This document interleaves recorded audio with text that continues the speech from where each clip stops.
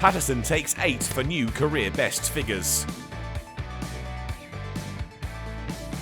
Nottinghamshire are the only side so far in Division 2 to have more than one win to their name. The top side in the division at this early stage returns to Trent Bridge off the back of an innings victory, a result also enjoyed by visitors Worcestershire last week. With a bowling attack boosted by the presence of Stuart Broad, in for his first taste of action since the Hobart Ashes test, Nottinghamshire elected to bowl and found early momentum, Broad with the first wicket, Libby out caught by Moores for 15. Pollock looked to instigate a fight back, accelerating after the loss of his partner, but it wouldn't last long, out caught by James off Patterson. They'd only just inched past 50 when Azhar Ali went, Patterson again with the wicket. That brought the pair's captain and last week's match winner, Brett D'Oliveira, to the crease with a bit of a job on his hands, and he did his best. The bowling unit fired up and hunting wickets, but held back as Haynes and D'Oliveira found 3 figures for the pairs. But with the score an even 100, D'Oliveira had to depart, caught behind for Patterson's third.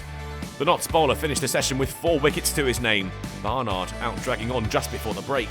The hosts on top at lunch with Worcestershire 114 for 5. He barely had to wait at all for his 5th. Cox out trapped in front. Nottinghamshire all over Worcestershire. Patterson was in inspired form. Haynes out caught behind for 37. Baker was next to go. He tamely chipped a catch to Broad to mid-on. Patterson didn't stop there. He rearranged Morris's stumps to see the pairs bowler depart for 1. Pennington scored a runner ball with just 1 wicket left, taking Worcestershire past 150, but only able to add 18 before he was out caught behind. The pairs blown away for 159. Patterson had finished with new career best figures of 8 for 52, an excellent showing with the ball, including 7 of the top 8 of Worcestershire's order. Haynes was their top scorer with 37.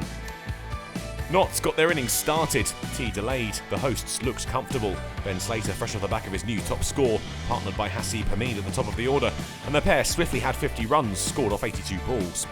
There would be no massive total for Slater this time. Superb work on the boundary from Libby was matched by some excellent keeping by Cox, the Notts opener, out for 24. Hamid and Duckett looked to take Nottinghamshire to 100 before the break, their partnership in its infancy, but already looking threatening. With a characteristic cover drive for 4, Hamid had reached 50, scored off an uncharacteristic 54 balls. But 2 later, he was gone, tempted by the width, caught by a diving Cox. He had to go for 53. When they reached tea, the score was now 98 for 2, but Notts were trailing by just 61. And the pair picked up where they'd left off, cruising past 100 after the break and taking the score ever closer to Worcestershire's first innings effort. They were just 16 behind when Duckett turned Pennington into the leg side for the single he needed to get to 50, the third wicket partnership matching his return, the lion's share added by the number 3. But he was out 3 balls later, edging through to Cox, departing for an even 50 runs. Clark and James then took them to parity, the former slapping Barnard through the leg side to get there, but Clark was out a few overs later. The catch quite spectacular from Cox diving in front of the cordon. Stephen Mullaney cut a dejected figure when he had to walk back to the dressing room having only added 7, caught by Haynes off the bowling of Morris.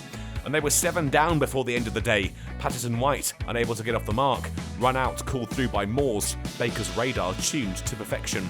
But Nottinghamshire were leading, Broad now at the crease, with a front row seat as Moores took the pair's attack on and even found success defending 200 runs on the board thanks to an outside edge.